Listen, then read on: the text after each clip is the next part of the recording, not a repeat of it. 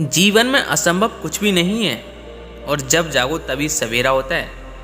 अगर आपको यह लगता है कि मैंने बहुत से बुरे कार्य किए हैं और इन गलत कार्यों को सुधारने का कोई विकल्प नहीं है, तो आपको गौतम बुद्ध की जीवन की यह कहानी अवश्य सुननी चाहिए।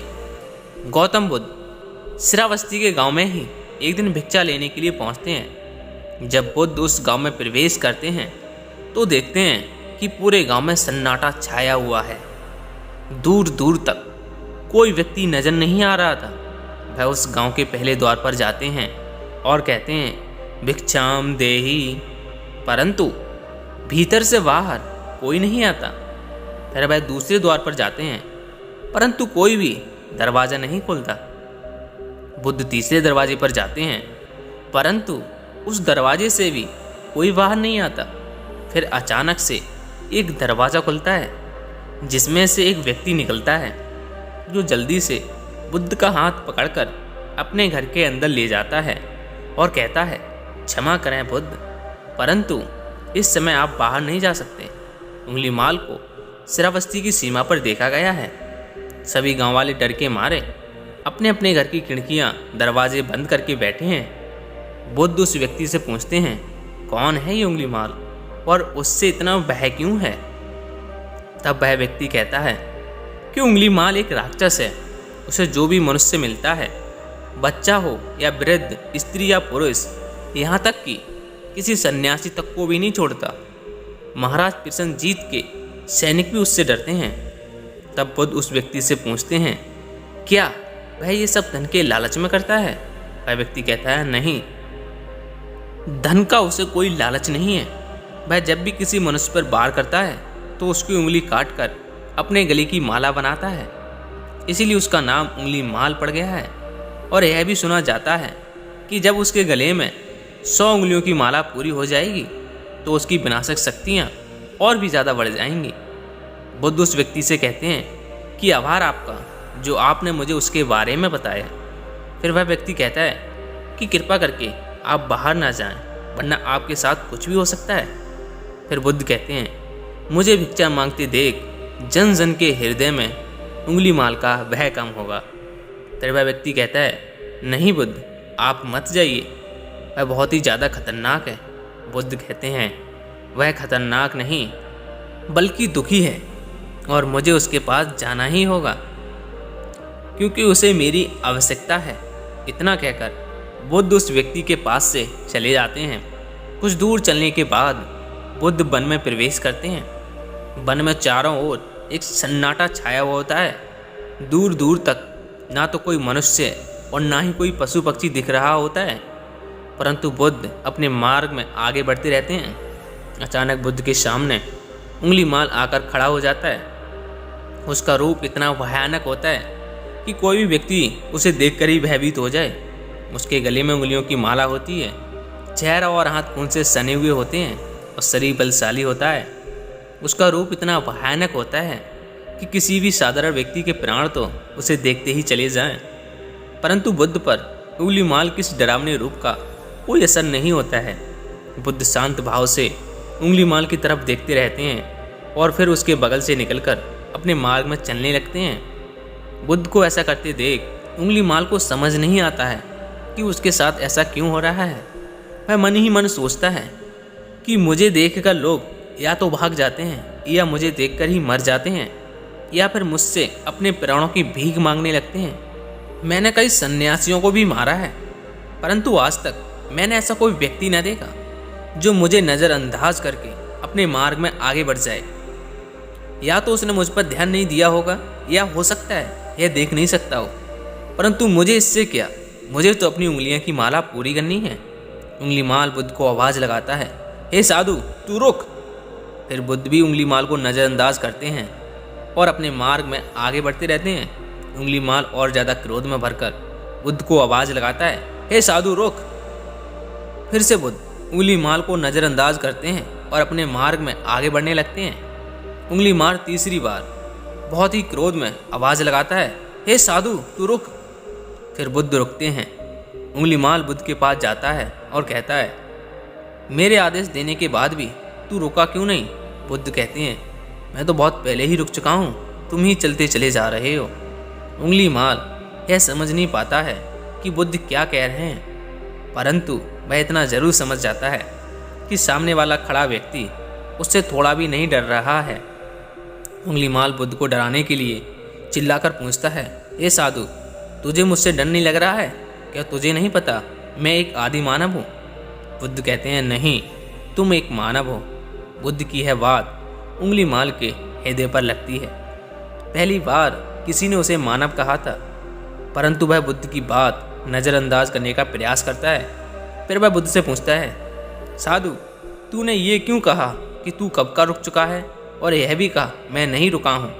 बुद्ध कहते हैं, मैं बहुत पहले ही रुक चुका हूँ, यानी मैंने पहले ही यह सारे बुरे कृत्य करना छोड़ दिया है जिससे किसी भी व्यक्ति को कष्ट पहुँच सकते हैं। सब जीना चाहते हैं, बस तुम उन्हें करुणा से देखने का प्रयास करो। बुद्ध के यह शब्द दोबारा से उंगली माल के हृदय पर पार करते हैं, परंतु उंगली माल दोबारा से बुद्ध की इन बातों को नज़रअंदाज करने का प्रयास करता है और इस बार वह क्रोध में भरकर बुद्ध की गर्दन पर अपनी कटार रख देता है, जिससे वह लोगों की हत्या किया करता था, और गुस्से में चिल्लाकर कहता है, मनुष्य में ना तो वही प्रेम है और ना ही करुणा। मनुष्य में सिर्फ छल और कपट है, और इसीलिए मैं सबकी हत्या करूंगा और किसी को भी जीवित नहीं छोड़ूंगा। फिर बुद्ध कहते हैं कि तुम्हें लोगों ने बहुत दुख दिया है। उंगली माल, क्रूरता मनुष्य अज्ञान के ही कारण करता है। ईर्ष्या, द्वेष, मोह, माया, यह सभी अज्ञान की ही संतान है, परंतु वह व्यक्ति ही है जिसमें दया, करुणा, प्रेम, सद्भाव और प्रेम का उदय भी होता है। उंगली माल, अगर इस जीवन में क्रूर और निष्ठुर लोग हैं तो दयावान लोग भी हैं। बस तुम्हें अपनी आंखों से इस अंधेपन की पट्टी को हटाना होगा। यह केवल तुम्हें बुरा ही दिखा रही है। तीसरी बार बुद्ध की ऐसी बातें सुन उंगली माल का संयम हट जाता है। उसे समझ नहीं आता है कि पहली बार उसे अपना आपा इतना कमज़ोर क्यों महसूस हो रहा है। वह कोशिश तो करता है क्रोध करने की, परंतु वह कर नहीं पाता। वह बड़ी हिम्मत जुटाकर क्रोधित होने का नाटक करके बुद्ध से कहता है, तुम और व्यक्तियों जैसे नहीं हो। बुद्ध कहते हैं, मैं हर व्यक्ति जैसा हूँ, बस जागृत हूँ, और इसीलिए मैं ये सिद्ध कर रहा हूँ कि हर व्यक्ति में जागृत होने की क्षमता होती है। मेरा मार्ग क्रूरता को दया में परिवर्तित करता है। उंगली माल, तुम बस जाने अनजाने में इस क्रूरता के पथ पर हो। बस तुम मेरी शरण में आ जाओ। तुम्हारे भीतर भी एक क्षमता है जिससे तुम दया और करुणा के रास्ते पर चल सकते हो।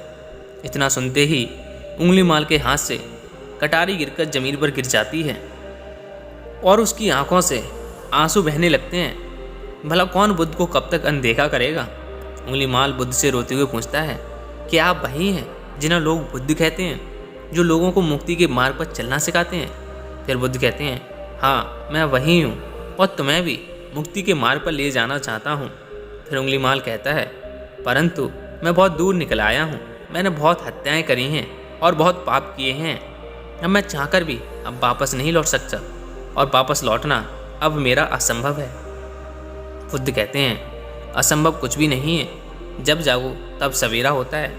उंगली माल कहता है कि मैं अपने जीवन की ओर नहीं मुड़ सकता, बहुत देर हो चुकी है। बुद्ध कहते हैं कि तुम में इतनी चेतना है कि तुम जानते हो कि जो तुमने अब तक किया है वह बुरा था। इसका अर्थ यह है कि तुम जानते हो कि क्या अच्छा है और क्या बुरा है। उंगली माल, जिस दिन से तुम अच्छा कार्य करना शुरू कर दोगे उस दिन से तुम्हारा एक नया जीवन शुरू हो जाएगा। फिर उंगली माल कहता है, मैं कितने भी अच्छे कार्य क्यों ना कर लूँ, परंतु लोग मुझे उसी दृष्टि से ही देखेंगे और मुझे चैन से नहीं जीने देंगे। बुद्ध कहते हैं, अगर उंगली माल तुमने अहिंसा का मार्ग छोड़ा तो मैं तुम्हें मार्ग दिखाऊंगा, तुम्हारा संरक्षण करूंगा, तुम्हें लोगों की दृष्टि से बचाऊंगा। बस पहला कदम तुम्हें ही उठाना होगा। उंगली माल पूछता है, क्या यह हो सकता है? बुद्ध कहते हैं, अवश्य हो सकता है। उंगली माल, तुम में असामान्य बुद्धि है। उंगली माल, तुम परम सत्य के मार्ग पर बहुत आगे जाओगे। उंगली माल रोते हुए बुद्ध के चरणों में गिर पड़ता है और कहता है कि मैं आपको वचन देता हूँ कि आज से मैं सारे बुरे कृत्य करना छोड़ दूंगा और आपके पीछे करुणा के पथ पर चलना सीख लूँगा, और कृपा करके आप मुझे अपना शिष्य बना लीजिए। बुद्ध कहते हैं, मैं किसी को भी अपना शिष्य नहीं बनाता हूँ, बल्कि व्यक्ति स्वयं मेरे संग से जुड़ता है। उंगली माल उसी समय बुद्ध का भिक्षु बन जाता है। बुद्ध का भिक्षु बनने के बाद उसका नाम अहिंसक पड़ जाता है। फिर बुद्ध ने उसका जैसा नाम रखा था वह ठीक वैसा ही बन चुका था। फिर एक दिन अहिंसक अन्य भिक्षुओं के साथ गांव में भिक्षाटन के लिए जाता है। फिर गांव के लोग उससे बदला लेने के लिए उसे लाठी डंडों से पीटने लगते हैं। जब यह बात बुद्ध को पता लगती है तो बुद्ध उसे बचाने के लिए तुरंत उस गांव में पहुंचते हैं और अपने शरीर को लाठी डंडों के बीच में ले आते हैं जो सब अहिंसक को पढ़ रहे थे। बुद्ध को देखकर वे गांव वाले डंडे और पत्थर मारना बंद कर देते हैं। सभी लोग बुद्ध से कहते हैं, आप क्यों इस हत्यारे उंगली माल की रक्षा कर रहे हैं? ना जाने कितने लोगों की जानें ली हैं इसने। बुद्ध कहते हैं, यह उंगली माल नहीं है, बल्कि इसका नाम अहिंसक है और यह आपकी तरह ही एक मानव है। गांव वाले कहते हैं, ऐसा आदमी कभी भी नहीं बदल सकता। बुद्ध कहते हैं, यह बदल चुका है, बस आप सब लोग इसे पुरानी नज़र से ही देख रहे हैं। यदि यह उंगली माल होता तो आप में से किसी में इतना साहस या बल होता जो उंगली माल को एक उंगली भी लगा सके। यह आपका हर बार खाता रहा। क्या इसने आप पर पलटकर वार किया? नहीं ना। क्या यह परिवर्तन आपको नहीं दिखा? आज उसने अपना लहू बहाकर अपने सारे बुरे कृत्य धो डाले हैं। आप लोगों की इतनी मार खाने के बाद भी इसके अंदर आपके लिए बिल्कुल क्रोध भी नहीं है। यह तो बदल गया, परंतु आप कब बदलोगे? इतने में उन गांव वालों में से एक स्त्री कहती है, यह परिवर्तन मैंने स्वयं देखा है।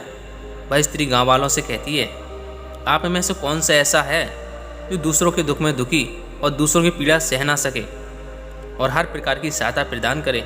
और ऐसा इस व्यक्ति ने किया है। 2 दिन पहले एक व्यापारी अपनी पत्नी को जंगल से लेकर जा रहा था और उसकी पत्नी फिर से पीड़ा से व्याकुल थी। तब मैं पास से ही गुजर रही थी, इसलिए मैं भी दौड़ी दौड़ी गई। उस स्त्री की पीड़ा बढ़ती ही जा रही थी और घना जंगल होने के कारण उसे कहीं ले जाया भी नहीं जा सकता था। तभी यह व्यक्ति वहां आ पहुंचा और मुझसे पूछने लगा, क्या हुआ बहन? मैंने उसे बताया कि स्त्री प्रसव पीड़ा में है और इस घने जंगल में हम कुछ कर भी नहीं पा रहे हैं। यह कब तक कष्ट भोगेगी? कहीं इसके और इसके बच्चे को कुछ हो ना जाए, कहीं इसके प्राण ना चले जाएं। फिर इस भिक्षु ने मुझसे कहा, ऐसा नहीं होगा, मैं अपने गुरु के पास जाऊंगा, वो अवश्य ही कोई मार्ग जरूर दिखाएंगे। इतना कहकर यह भिक्षु वहाँ से दौड़कर चला गया।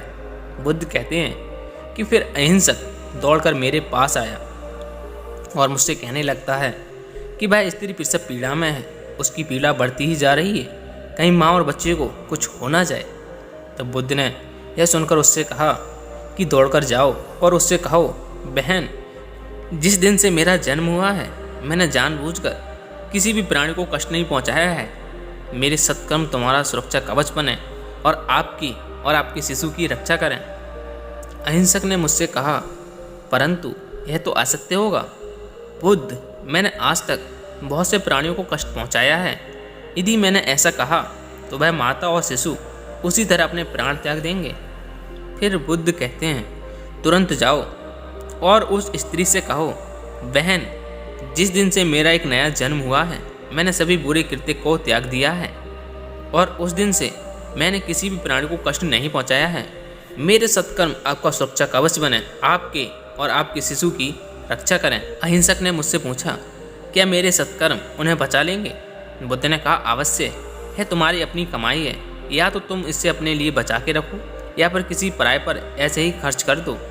अपने कमाए गए सत्कर्म को पराये पर खर्च करने से पहले अहिंसक ने एक क्षण भी नहीं सोचा। उसी समय उस स्त्री और उसके शिशु की जान बचाने चला आया। वह स्त्री कहती है, हाँ, ये भिक्षु दौड़कर वहाँ आया। अभी भी वह स्त्री गहन पीड़ा से जूझ रही थी।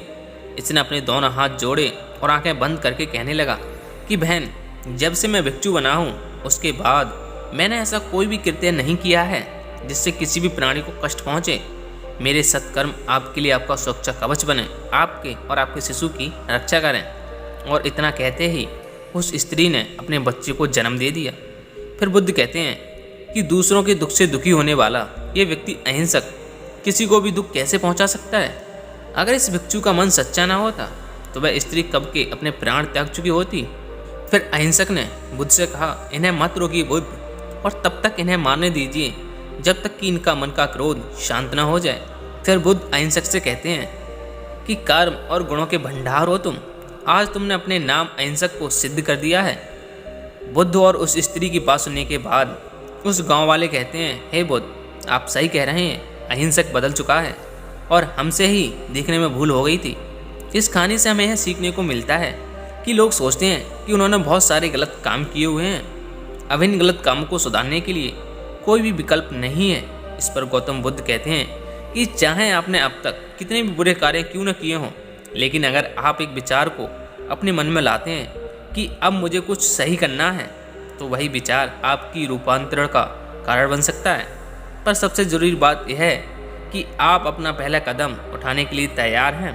तो दोस्तों, कैसी लगी ये कहानी कमेंट सेक्शन में ज़रूर बताएं। अगर कहानी अच्छी लगी हो तो चैनल को सब्सक्राइब और वीडियो को अपने दोस्तों के साथ, अपने रिश्तेदारों के साथ साझा करना ना भूलें। मिलते हैं अगली कहानी में, तब तक के लिए अपना और अपनी फैमिली का ख्याल रखें। जय हिंद साथियों।